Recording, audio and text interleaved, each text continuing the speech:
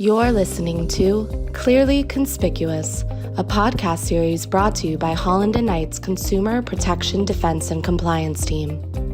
Here at Holland & Knight, we have the working knowledge of how federal and state agencies operate and how courts address consumer protection issues.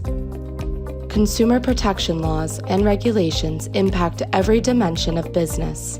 Aggressive federal and state agencies are getting the attention of senior executives who are concerned about risk management, compliance challenges, and high-profile governmental inquiries. Holland & Knight's Consumer Protection Defense and Compliance Team has the experience, knowledge, relationships, and platform to effectively work with our clients to address these issues. Good day and welcome to another podcast of Clearly Conspicuous. It's a privilege to be with you today as always. Today we continue to talk about social media advertising, the rules of the road. In this session, we're going to focus on what we heard straight from the FTC in terms of a conversation that my law partner, DeMorris Cohen, and I had with Michael Ostheimer, who's a senior attorney in the FTC's Division of Advertising Practices. Let's once again look at the claims involving Made in the USA. And this was of interest to Mr. Ostheimer, so that's why I'm raising this issue again, even though it was the subject of a previous podcast. But here's what Michael was telling us. The FTC has increasingly prosecuted more deceptive USA origin claims under Section 5 of the FTC Act since the start of the COVID-19 pandemic than in the previous decade. This uptake in administrative enforcement increases the cost of compliance surrounding Made in the USA claims, and companies should take notice regarding any origin claims they intend to make.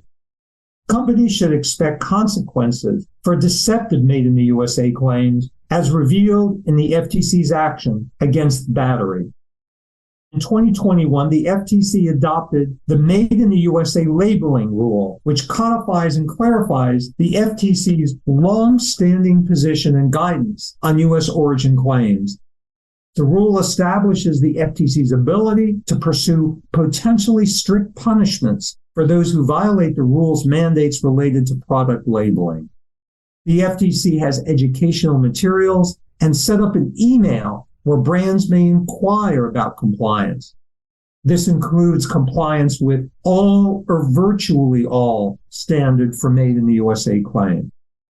Now let's take a look at dark posting and dark patterns.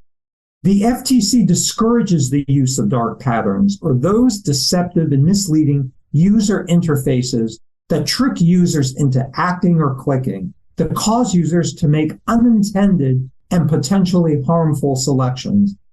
Companies should ensure that user interfaces do not create false beliefs and do not bury fees or terms in dense documents or places where a consumer is unlikely to see before purchasing. The FTC has brought several enforcement actions against companies engaged in harmful dark patterns and dark posting, including those regarding the following: disguised ads that appear to be independent contact, comparison shopping sites that are actually ranked on compensation and countdown timers that create a false sense of urgency. The FTC sued F&Ans for sending unsolicited emails to consumers that included from lines that falsely claimed that they were coming from various news organizations. Additional links in the email sent to the consumers to websites pitching F&Ads work-from-home schemes. Also, difficulty in canceling subscriptions or recurring charges, including those made without consent. The FTC sued ABC Mouse, claiming that it was extremely difficult to cancel free trials and subscription plans despite promising easy cancellation. Or burying key terms in junk fees, including fees that are hidden or obscured through burying junk fees or material terms in money from manufacturers in exchange for higher rankings on the brand's website. So now what about consumer reviews? Consumer reviews are essential but come with their own set of obligations. It is important for marketers to understand what is required when a brand induces consumers to leave reviews, including material disclosures and giving consumers the ability to leave accurate, truthful, and non-deceptive reviews.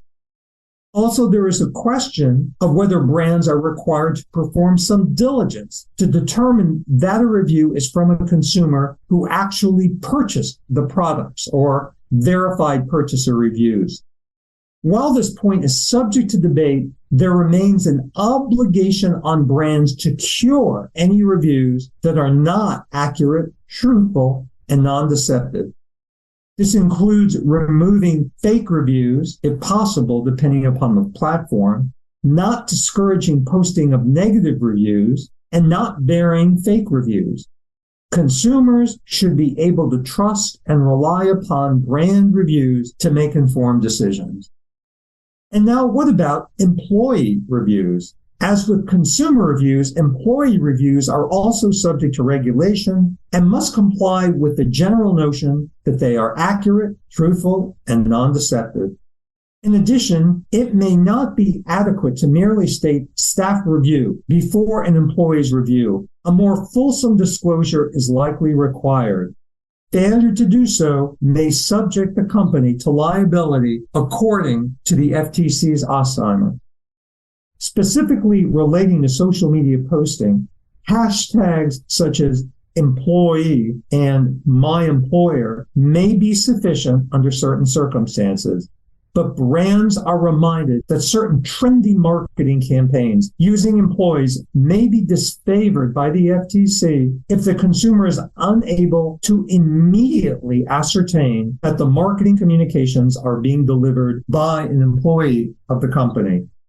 Brands may also not pay or solicit their employees to leave misleading, deceptive, fake, or untruthful reviews.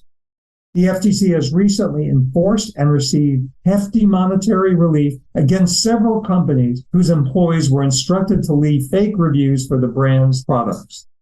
Brands cannot censor less than favorable reviews. That's the bottom line. It's the law as outlined in the Consumer Review Fairness Act. Then there's the issue of user-generated content. When a user simply likes or loves a product for what it is, there is no need for that user or the brand to disclose the connection when that user truthfully and genuinely posts or comments on the product. If the review is organic and not incentivized, then there's nothing that needs to be disclosed. Then there are promotional devices. Brands must carefully manage their promotional devices in social media, such as sweepstakes and contests. Promotional devices are useful tools to engage consumers and trigger clicks, but brands are reminded that information disseminated related to the promotional device must be accurate, truthful, and non-deceptive. And viewers should know that a post, for example, will enter the viewer into a sweepstakes by stating that brand A's sweepstakes are similar. In addition, state law also provides various requirements for promotional devices, including registration, depending upon the approximate value of the price to be awarded, or the frequency with which a brand is conducting such promotional devices. In addition, best practices dictate that the preparation of official rules and other documents to inform consumers of the material terms of the promotional device, including method of entry, promotional period, and applicable limitations. Lastly, social media platforms have their own requirements relating to the use of their platforms to promote promotional devices, including specific disclosures. Now let's just take a 30,000-foot perspective and talk about FTC enforcement. There are several factors that lead the FTC to commence an investigation, according to Michael Ostheimer, including consumer complaints, monitoring by the FTC staff themselves, a high number of reviews or complaints, whistleblowers, competitors, news stories, congressional inquiries, sweeps of industry practices by the FTC, claims that are clearly not likely to be substantiated, and referrals from non-regulatory bodies such as the National Advertising Division, the NAD, and the Better Business Bureau. The FTC considers whether health and safety is involved, whether egregious conduct is at play, the extent of consumer injury, the geographic impacts, the method of dissemination of deceptive advertising, and whether the deception entails an emerging industry. Because the NAD conducts its own investigations and due diligence into claims, the FTC weighs the NAD decisions, conclusions, and referrals heavily and may indeed formally investigate referrals from the NAD. Please remember this: it is not enough to merely have a social media policy in place. That policy must be implemented and monitored for effectiveness, and it must be enforced.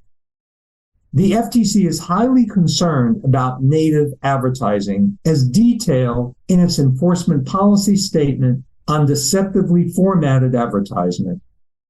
So now, thinking about the FTC and enforcement, there's the issue of enforcement relief. Monetary relief is now considered in almost every investigation. Brands are subject to hefty monetary penalties for noncompliance, and the FTC looks into what various civil penalties are available.